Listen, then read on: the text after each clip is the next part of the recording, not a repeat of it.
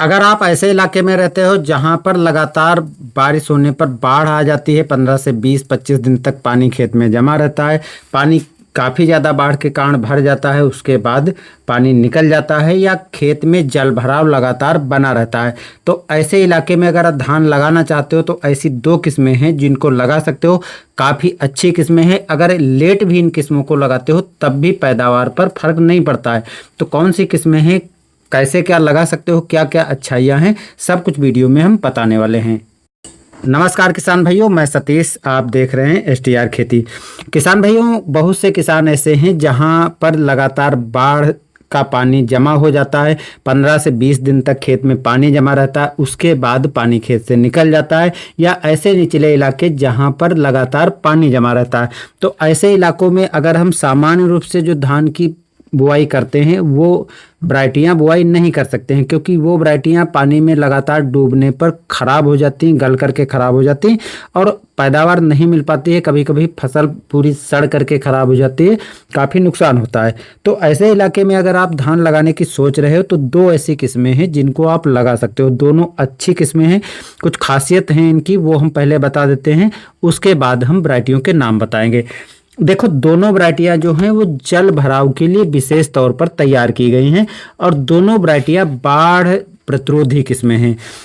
एक वैरायटी जो है वो तो ऐसी है जो आपको महीन धान है और अच्छी पैदावार महीन धान की स्थिति में दे देती है और पौधे की हाइट बहुत ज़्यादा नहीं होती है, इसलिए सामान्य रूप से अगर इस वैरायटी को लगाते हो तो ऊंचे वाले खेतों में भी लगाया जा सकता है। दूसरी वैरायटी खास तौर से जहाँ पर निचला पानी बना रहता है या 20 से 25 दिन तक लगातार बाढ़ का पानी बना रहता है, तो ऐसे इलाके में भी लगाई जा सकती हैं। थोड़ा मिलने की बात करें तो जो निचले इलाके के किसान हैं वो अपने क्षेत्र में तलाश कर सकते हैं इन वैरायटियों को। अगर आसानी से उपलब्ध हो जाती हैं तो ठीक है, नहीं उपलब्ध होती हैं तो अपने कृषि रक्षा इकाई या कृषि विभाग से संपर्क करना चाहिए, वो आपको वैरायटियाँ उपलब्ध करा देंगे। अगर आप उनसे कहोगे कि हमें निचले इलाकों में लगाना है, या आपको वो स्थान बता देंगे जहाँ पर आपके इलाके में वैरायटियाँ आसानी से मिल जाएं। तो अब दोस्तों हम एक एक करके उस वैरायटी के बारे में बात करते हैं। पहली वैरायटी है जल लहरी। जल लहरी खास तौर से जल भराव और बाढ़ग्रस्त इलाकों के लिए ही किस्म तैयार की गई है और ये सूखा और बाढ़ दोनों की सहनशील प्रजाति है, क्योंकि बहुत से इलाके ऐसे हैं जहाँ पर बोरवेल तो होता नहीं, जहाँ पर लगातार पानी जमा रहता है। तो ऐसे में अगर लगातार पानी भरा रहता है तब भी सर्वाइव कर जाएंगी। अगर लगातार पानी सूखा रहता है, यानी कभी कभी ऐसा होता है बारिश काफ़ी देर तक नहीं, दिनों तक नहीं आती, तो ऐसे इलाकों में पानी खत्म हो जाता, तो सामान्य रूप से अगर सिंचाई नहीं करोगे तो फसल खराब हो जाएगी। तो उस क्षेत्र में भी ये वैरायटी सर्वाइव कर जाती है। और अगर पानी लगातार जमा रहता है या बाढ़ आकर के ऊपर से लगभग पानी 15 से 20-25 दिन तक भी पानी धान के ऊपर से चलता रहता है, तब भी ये फसल सर्वाइव करती है। केवल पत्ती थोड़ा कमज़ोर हो जाती है लेकिन फसल नष्ट नहीं होती, यानी गल के ख़राब नहीं होती। तो इन सभी इलाकों में ये वैरायटी अच्छी मानी जाती है, तो इस वैरायटी को आप लगा सकते हो। अगर हम इसकी रोपाई की बात करें तो इसकी रोपाई भी कर सकते हो, सीधी बिजाई भी कर सकते हो। सीधी बिजाई का टाइम जो कि चल रहा है तो जून के पहले सप्ताह तक आपको इसकी बिजाई कर देनी चाहिए। अगर आप रोपाई करना चाहते हो तो रोपाई भी कर सकते हो। 25 दिन की नर्सरी हो जाए उस टाइम तक आपको इसकी रोपाई कर देना है। एक खास और बात है इसकी, देखो बहुत सी वैरायटियाँ ऐसी हैं जो यहाँ पर जल भराव होता है वहाँ पर लगाते हो तो रोग बीमारियाँ काफ़ी ज़्यादा लगती हैं। ये वैरायटियाँ खास तौर से जल भराव के लिए तैयार की गई, दोनों की दोनों वैरायटियाँ, तो इनमें जो है रोग बीमारियां जल भराव वाले स्थितियों के हिसाब से नहीं लगते हैं। अगर आप इसकी नर्सरी डालते हो तो 135 से 145 दिन तक तैयार हो जाती हैं। अगर आप सीधी बिजाई करते हो तो 4-5 दिन यानी 130 से 135 दिन में ये तैयार हो जाएंगी।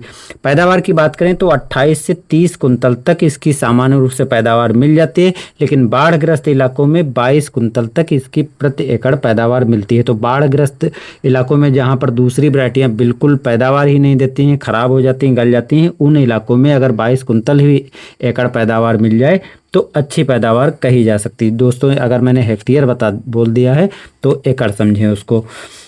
दूसरी वैरायटी है स्वर्णा सबवन। स्वर्णा सबवन भी ठीक ऐसी ही स्थितियां हैं, जल भराव और बाढ़ प्रतिरोधी किस्म है। 15 से 20 दिन तक अगर लगातार बाढ़ का पानी पौधे के ऊपर से चलता है तो पौधा खराब नहीं होता है, गलता नहीं है, थोड़ा पत्तियां मुरझा जाती हैं, लेकिन जहां बाढ़ का पानी खत्म होता है पौधा फिर से ग्रोथ और विकास करने लगता है। जल भराव अगर लगातार बना रहता है तो उस क्षेत्र में भी ये वैरायटी अच्छे से पैदा हो जाती है। इसको भी सीधी बिजाई और रोपाई कर सकते हो। सीधी बिजाई रोपाई में पकने के टाइम में 4-5 दिन का अंतर होता है, यानी 135 से 155 दिन पकने का टाइम ये ले लेती है, जो अलग अलग हिसाब की परिस्थितियों के अनुसार टाइम कम और ज़्यादा हो जाता है।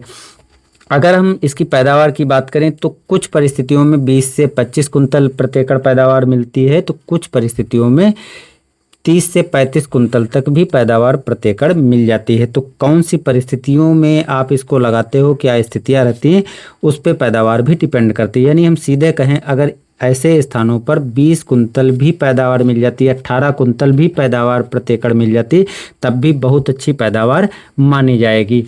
तो अगर किसान भाइयों आप इनमें से कोई वैरायटी लगाना चाहते हो तो लगा सकते हो। थोड़ा ध्यान देना है, ज़्यादा जल भराव होता है, लगातार जल भराव ऐसे स्थान पर ज़्यादा रहता है तो जल लहरी लगाना चाहिए।